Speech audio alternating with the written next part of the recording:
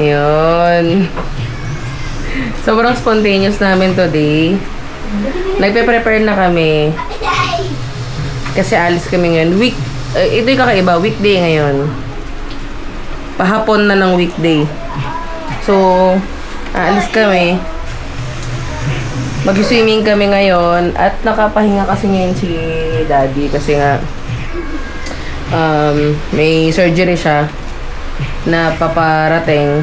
At naghihintay pa kami ngayon ng schedule sa doktor. At dahil naiinip siya dito sa bahay, kakahintay ng abiso ng doktor kung pwede na siyang pumasok ngayon sa ospital. Doon muna kami maghihintay sa pupuntahan namin. Nag-ayos na kami ng gamit. Tapos yan si Ate Nora, binibisa na niya yung mga bata. So, ang ruta natin ay Bungabon. Nueva Ecija yun, Dad, no? Kabanatuan. Bungabon, Kabanatuan.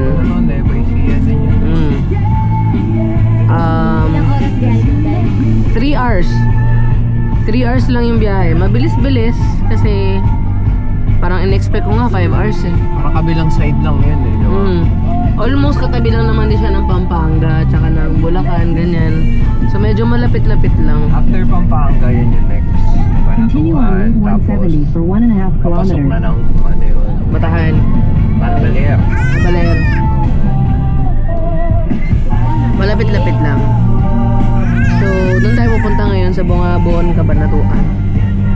I've been in and out my mind since I hit your phone. I've been counting up the times that I did you wrong. I just want you by my side when I get real gone. Feel it's been a little while since we got along. Yeah, we've been playing stupid games, the situation rotates. And they say communication, safe relations, okay. Medicated how I'm patient, wasting time ain't the way. Cause I can see it on your face. I've been tossing, turning, staying up all night long. I've been calling, yearning, wondering what I did wrong. I could tell by your eyes you got something to hide. So open your mind up, let me inside, and let's make it right. Tell me, baby, what's the problem? Cause I keep trying to figure it out. Oh no, oh no. Tell me, baby, what's the problem? Andito na kami sa Casa Bella, Bungabon. Nakita ko to sa Airbnb. 4,000 pesos lang yung binayaran namin dito. Sobrang sulit na siya kasi good for group of people na siya. Good for 10 packs, 10 to 15, something like that. So meron siya swimming pool. Ayun yung swimming pool niya. Ayan. Tapos meron siyang area for gathering. And then yung paligid niya, ayan. Interesting kasi nasa likod lang nito, ayun yung mga bundok na yon. Yung bundok na yun, Sierra Madre yon, sabi ng owner. Dalawa yung bedroom nila. Isa tong bedroom na to, ito. Ayan. May dalawa, double bed. Merong couch. Merong bunk bed. Tapos, meron ding bunk bed dito. So, I think 8 persons yung kasya dito sa kwarto na to.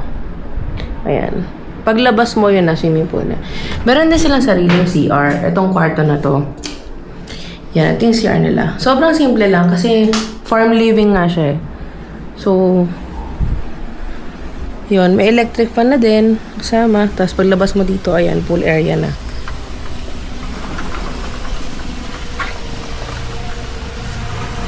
Bakit, Dad? Ba't inuulit mo dito? Hindi ka rin pumasok, si Kuya eh. O, dito na kayo. Dali mo na To, dito. pasok mo sa kwarto muna. Pasok mo muna para Para So, again, hindi ko masyado napakita kanina. Ito ang area for gathering. So, meron silang video. Okay, may mic dito. Mic stand, tas mic. Tas may TV. Feeling ko merong video okay yan. Kasi merong mic eh. So, may video okay. Meron din silang refrigerator. Yan. Okay. And then, monoblocks in case marami kayong mag-gathering dito. Malaking area. Tapos, ito yung kitchen area. Ayan yung kitchen area. May ihawan. Ito, grilling area to. Yan. And then, meron kayong lutuan dito. Stove na dalawahan. Meron ding utensils, kitchen utensils. Merong sink. Yan, sink. Yan, sangkalan. Meron din silang internet. May internet sila dito, so you don't have to worry. Meron din silang, of course, rice cooker if you want to cook rice. And of course, meron ding mineral water na kasama. Actually, tinanong ko talaga to kung meron silang mineral water. Kasi, para hindi na kami bibili. Tapos yun, may pang-init ng tubig. Yan, merong bar area. So, kompleto naman dito sa kitchen so far. Akit tayo sa taas. Let's check ano meron sa taas. And by the way, ayan, tanong mo may sapa doon eh. Ayan o, may sapa doon. So, we will try to cover that sa drone kung kaya. Sobrang hangin. Ito ang view dito sa second floor. Ayan lang naman ang napakagandang view dito sa second floor. Ayan. Sierra Madre yan. Medyo hindi ko nabibigyan ng justice dito sa ano namin, sa camera namin. Pero right now, parang sobrang napakalapit niya sa akin. Sobrang ganon kaganda yung itsura ng bundok. Parang ang lapit-lapit ko sa bundok. Ganon yung feels. Ang ganda-ganda. So, ayan siya. Ayan yung bundok ng Sierra Madre. At sa paligid niya, puro farm yan. Kaya umabot. Saan? Madilim na. Okay lang, tomorrow ulit. Tapos of course, may view ng pool. At ito, yung kwarto sa taas. Dito kami ni Daddy matutulog later. Yan. May aircon na din, may electric fan, and of course, meron siyang queen size bed. Hindi to king size kasi parang ganito lang din kalaki yung kama namin sa bahay. Yan. Medyo maluwag pa yung area dito. Feeling ko pwede kang maglatag ng foam dito eh. So, yan. Meron na rin silang kasamang CR dito sa kwarto na to. Ayan. May CR din dito, of course. Yan. Yan, di ba? Ang ganda. Ganyan yung view mo sa umaga. O, ayan, o. Wow. So, meron din parang area dito na, I don't know, working area. Something like that. So, yan.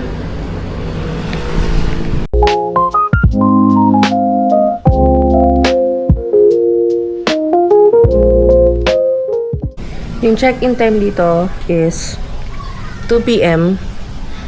and check-out time is 10 a.m. sa Airbnb. So, dumating kami ngayon 5 p.m. na kasi marami pa kaming ginawa. May work pa ako kanina. Marami pa kami errands sa bahay kaya medyo natagalan kami sa pagpunta dito. Although nakausap ko naman yung may-ari. Sabi niya, okay lang na mag-check-out kami ng 12 noon tomorrow instead of 10 a.m. So, good yun. At least, di ba? Mas mahaba yung time namin. So, yun lang naman. Magdidilim na rin. Si Daddy, ayan, nagdo-drone shot siya ngayon. Hinahabol niya yung sunset. Kasi, maganda yung sunset ngayon. Dahil merong bundok. Sobrang ganda ng paligid. Very quiet and then, yan. Sobrang farm living lang talaga. Sobrang simple. So, ang ating putahe ngayon ay inihaw na bangus. Ayan, i-stuff ko pa yan. Sinigang na salmon, na-request ni Daddy. Salmon sa miso. Tapos, pinakbet with labahita. Favorite namin yun. Pinakbet with labahita. Tapos, meron din akong dinala dito na Bicol Express. Binili namin yun sa tita namin sa Quezon City kanina. Masarap yun. Kaya binaon ko. So, ngayon mag-prepare na muna ako habang nag-swimming sila. Kasi wala ka na ba magagawin dito kundi lumangoy. So, enjoy na nila yung time. Swimming sila na mag-swimming. Ako magpe-prepare dito sa kusina. At mamaya tatawagin ko sa Ate Nora para siya magluto ng gulay kasi expertise niya yun. So, Yun. Prepare muna ako. Okay, so kaluto na kami. Kompleto na. Nakaluto na sa atin Nora ng gulay. Pakita ko. Ayan yung gulay na atin Nora na favorite namin. Eh si Kali nagagalit na. Gutom na yun. Nagalit na, gutom na. Kakain na kami. To! Sali na kayo. Sabay-sabay tayo kumain. Daddy! Ay, ito na, nagtuturo ng isda. Ano ba ito? Eh, baka matinik ka. Daddy!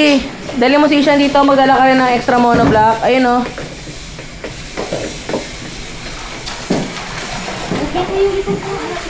Ayan. Sabay-sabay kami kakain. Para masaya, syempre. Gusto natin sabay-sabay tayo kakain.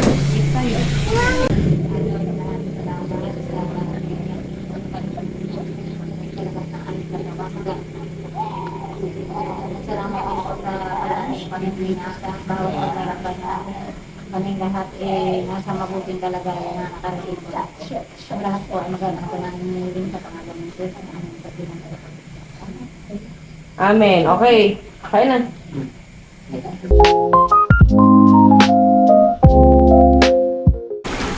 Siyempre, mag-swimming naman na tayo. Nag-give up na si Ate Nora tsaka si Kali. Pero yung anak ko lalaki. Si Ishan. Ito ba siya? Hindi ba siya sumusuko? So, nasamahan natin siya mag-swimming. Si Daddy, tsaka si Toto, nanonood ng anime. Ayan. Kasi may TV doon sa harapan ng pool. Ayan si Daddy, si Toto. Si Daddy hindi pa siya nag-aanlaw. So, mag-swimming pa siya dito. Si Toto nag-aanlaw na yan. Ako, hindi pa talaga ako nag-swimming simula dumating. Kasi nagluto nga ako. Ako nag-asikaso. So, ito pa lang yung time para makapag-relax. Pero, ang saya, diba, kapag nagluluto ka for the fam. Hindi ko alam kung same ako nang na-feel sa iba. Pero, pag ikaw yung nagpe-prepare ng food, pag ikaw yung nagluluto, ang sarap sa pakiramdam. Hindi ko alam bakit. Pero syempre, pag mga ibang putahe, usually talaga si Ate Nora yung pinapakiusapan ko magluto. Kasi mas magaling naman siya magluto talaga sa akin. Nag-work yan dati sa canteen. Forte niya talaga pagluluto. So, yun, kapag mga gulay-gulay o mga putahe na seafood, mga ganyan, siya talaga. Hindi kasi siya kumakain ng karne, bawal.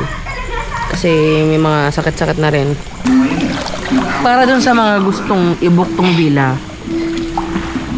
nakwento ko na to kanina pero mas elaborate ko pa kasi kanina medyo nagmamadali ako dahil nga magsa-sunset na tapos kailangan ko pa magluto. Etong villa na to, pwede nyo itong i-book sa Airbnb. Ilalagay ko dito sa video description yung link ng Airbnb nila. At the same time, yung link din sa FB nila para makapag-inquire kayo.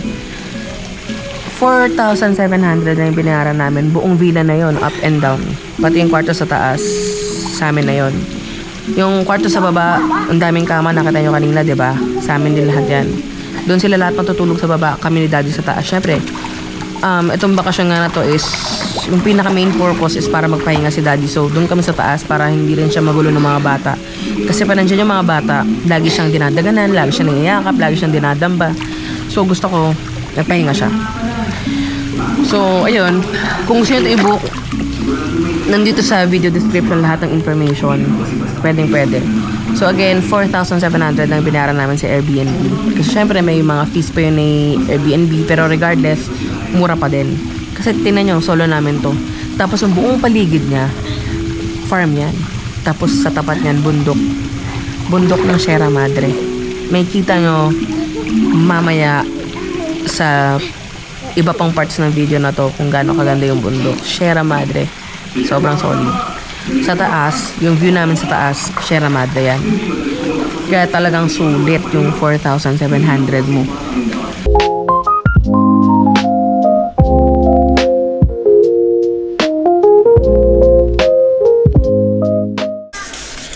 Yun, so, nakaakyat na kami dito sa kwarto. Naka-unlaw na kami, nakaligo na. 12:12 na, saktong 12:12 na. Ayan o. Nag-charge kasi ako ng mga gamit. Ayan o. Nag-charge ako ng mga device. Tapos, pahiga na ako. Kaso nag-scroll si daddy dun sa cellphone niya. Sa Reels. Merong shorts na yung stories sa sa Facebook. Yung ang tag doon? Yung mga anong tag dito? Chinese drama siya. Tapos, naaliw ako habang nagtatrabaho. Naaliw ako. Parang kakaiba yung istorya. So, yan o. 小时候沈腾让我心不在焉，还跟我读书，甚至你出国结婚之后，还把资料给了我，这份恩情这辈子都不会忘记。 So, ending, patulog na kami. Sinabihan ko si daddy na bilhin niya yung yung drama, bilhin niya kasi may bayad. May bayad pala to. Anong up to that? Parang shorts, basta ganun. Na, papanood nyo ba yun sa Facebook? Yung parang yung ang daming short stories. Di ba no? Mga drama. Mga drama. May mga Korean, may Chinese, merong...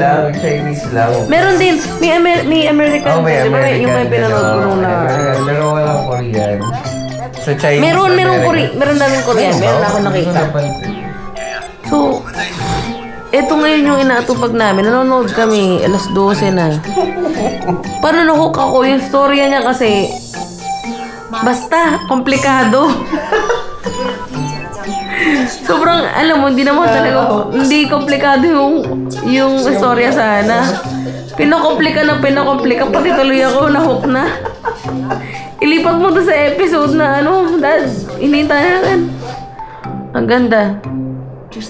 Gumastos kami magkano? 350 para lang dun sa Episode. sa episode na kailangan namin. Kasi, kung hindi nyo alam, pag nag-scroll kayo sa Reels, meron lumalabas bigla ng short stories. Tapos, hindi mo siya mapapanood ng isang buo na lahat ng shorts kasi kailangan mong bayaran. Yung mga So, susunod na episode. ang hook dito, kailangan nilang ipapanood sa yung isang episode para ma-hook ka. Na-hook nga kami. Ilipat mo na dun sa isang episode na kailangan ko. Membership with ads. Sige, Mas mura yun 20. So nakakaburo yung with ads. Wag na yung with ads. Yung 1 week na lang. Unti lang difference eh. Doon ka na sa walang ads. 225, 175 yung difference, dai. Ito na lang, may ads. 算了，但是刘然，你不能胡闹！我不管你把谁关起来，赶快把他给放了！帮什么？怕你小情人出事了？你在胡说些什么？我江天宇， Yan yung lalaki. 不会，我外面没有什么女人。 Yan yung fiancé na nambugbog. 私自把人关起来是违法的，你赶快把人给放了！就是不放！不可能！ 接着啊， Tingnan nyo. 这件事情 Ayaw niyang sabihin. Nakapatid niya yung nakulong. 问题不让你做， Pwede naman niya sabihin. I-unlock mo yung box kasi kapatid ko yun. 人非圣贤， Diba? Tapos ang usapan. Hindi siya kasi sure na kapatid niya yun. Kasi nga nawawala yung kapatid niya pa lang. 死不承认，说出来。 Regardless, pero hindi naman niya kabit yun. Diba? 怪你，要怪就怪那勾引人的狐狸精。毕竟这种事情是个男。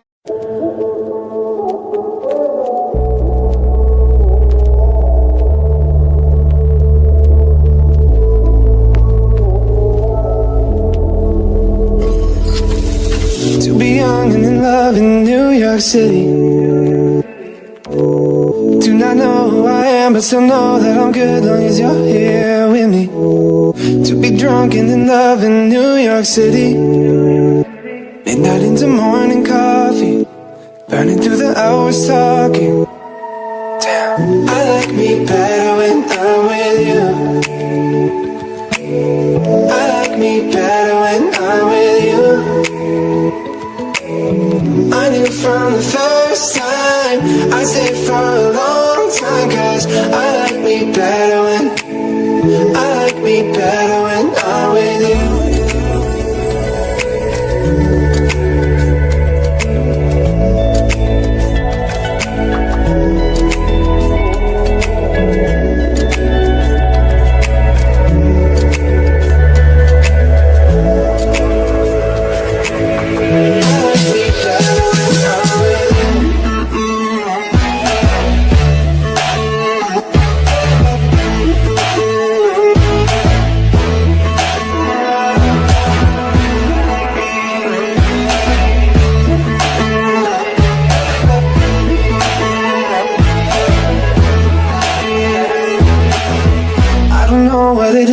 I got that feeling.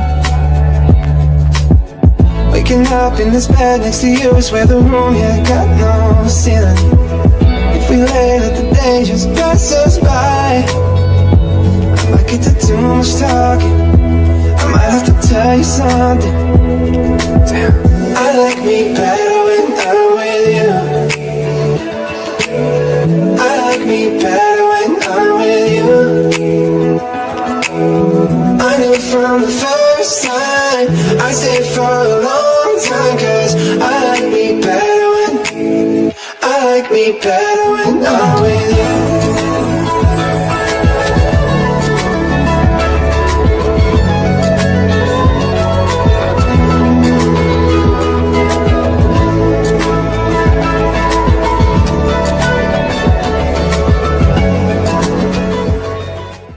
So yun, good morning. Nag-work ako ngayon. Kaya na pa ako gising 5 a.m. Kasi nga may work ako ng 5:30 to 2:30 p.m. So nag-work na ako ngayon. Yan, nakaset up na yung trabaho ko dito. Ang ganda ng view ko, 'di ba? Oh, Sierra Madre. So yun yung view ko habang nagtatrabaho. Kaya na pa ako nandito 5:30 nag-work. Dito lang ako, nag-set up lang ako dyan. So and si Daddy, tsaka yung mga bata, si Ate Nora, si Toto, tulog pa. Pero ako, kanina pa ako gising para magtrabaho. Ito yung isa sa mga perks ng work from home. Nakita nyo naman, kahit saan ako pumunta, pwede ako magtrabaho. Lalo na kung may laptop naman ako. So, ayun, mag-work muna ako. Tapos mamaya, gigisingin ko natin sila para mag-almusal. Pe-prepare ko maya-maya yung almusal kapag nakapag-break ako. Pero for now, mag-work muna ako. And then, yun. So, naganap lang ako ng bagong spot kasi masyadong trick yung araw dun sa taas. So, dito ako ngayon. Ito naman yung view ko. Ganda pa rin. Yan. Ito nga pala yung property. Yan yung tsura niya sa umaga. Kasi kahapon hindi ko masyado napakita kasi kakarating lang namin tapos nag-sunset pa. Kaya tsura ng pool sa umaga. Ayan.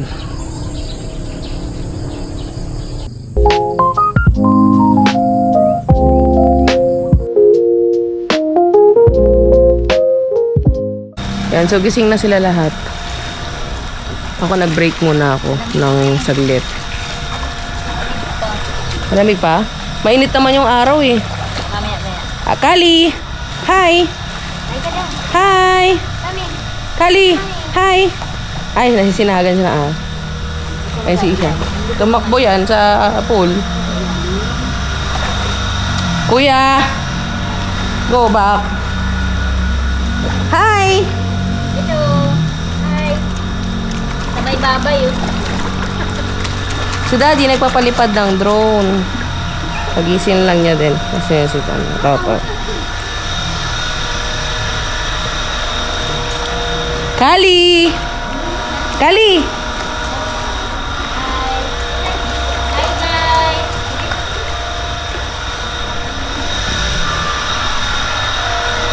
Balik na ako sa work.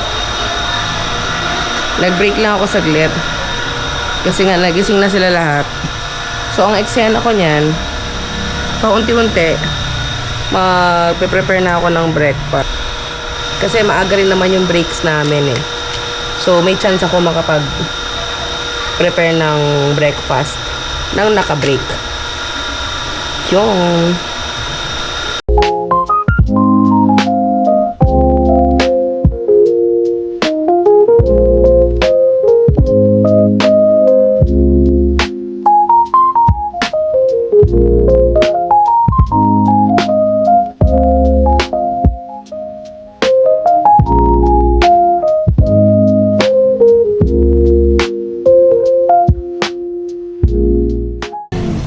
Ito to, pachani mo. Ay, naglalaro pala.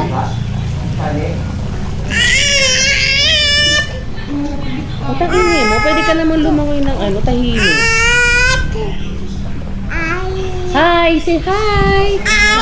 Hi! Say hi! Hi! Hala, nangingitig. Nangangatog kahit maaraw. Hi! Mag-hi ka naman pag nag-hi. Hi, say hi to the camera.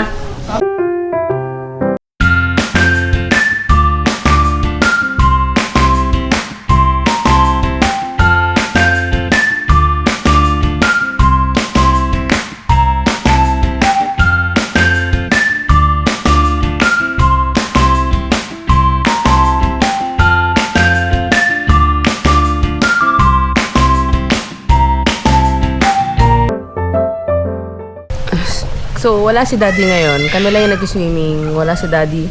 Umalis, pumunta ng Talder. Kasi kahapon, pagbaba namin sa may bandang bayan para bumili ng merienda. Nung bago kami makarating dito, bumili kami ng merienda. Hindi ko na na-film yun. Kasi nung madali na rin kami pumunta dito. So, bali, na-notice ko, nung papunta kami sa sasakyan, merong nakalaylay. Pagtingin ko, pag silip ko sa ilalim, yung engine cover, nakalaylay siya. Nasira, hindi naman nasira, pero natanggal yung screw. Nakasabit pa naman, hindi pa naman siya totally tanggal, pero delikado siya i-andar kasi baka malaglag yung engine cover habang tumatakbo kami, lalo na kung malakas yung hampas ng hangin sa NLEX or sa expressway kasi diba pag mabilis yung takbo, yung hampas ng hangin mabigat din or malakas. So kailangan ipaayos, kailangan palagyan ng screw yung ilalim. Hindi namin pwedeng itakbo to ng ganito kasi baka delikado sa expressway kapag tinakbo, baka malaglag yung engine cover, tapos baka magulungan namin yung mga screw, maflatan na naman kami. So ayun, ano pa lang naman eh, meron pa kaming time to fix this. So, ganun muna gagawin namin. Paayos muna namin. Nag-work pa rin ako. Siyempre, hindi pa naman pwede umalis talaga kasi may work pa ako. Sabi, guys, talagang i-book nyo tong resort na to, tong villa na to. If you're looking for accommodation, somewhere here in Bungabon or Nueva Ecija, ito yung perfect spot. And hindi lang dahil mabait yung host, pero tingnan nyo naman, I'm working from here. Ito yung view ko. Ayan o. Oh. Parang picture frame. Ayan, parang painting. Ay. Oh. Parang painting. Diba? Parang painting. Ang ganda. At syempre, hindi lang sa gilid. Tingnan nyo to. Although pinakita ko na kayo ng umaga, pero tingnan nyo to. Wow! Grabe, parang nasa ano. Parang hindi totoo. Ang ganda. Sobrang solid. Sulit na sulit yung bayad. Sulit lahat. Casa Bella, Bungabon. Solid. I-book nyo to, guys.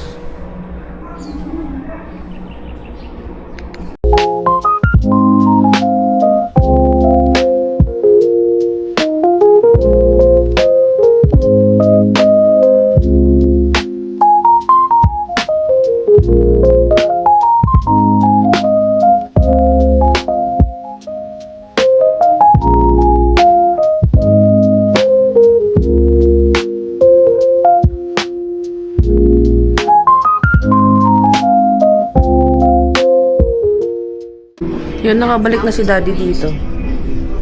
Wala? Attitude, see? Balikin mo. Nag-drone lang siya kasi ang ganda nga ng view ngayon. Ayan o. So, sayang naman. Nakabalik na siya. Magliligpit na lang kami kasi kailangan na rin namin umuwi. Dahil bang gagawin sa shop tsaka sa bahay. So, magliligpit na muna kung bye-bye.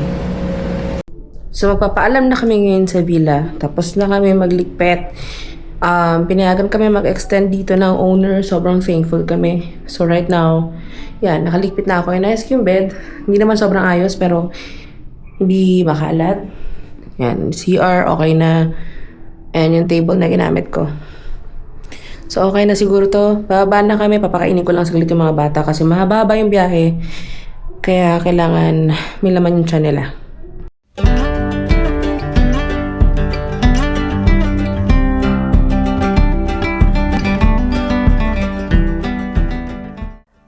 Noon, ayaw kong umaalis ng walang plano.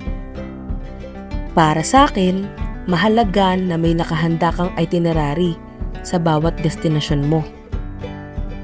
Pero nung lumaki ako, mas na-appreciate ko yung mga spontaneous moments.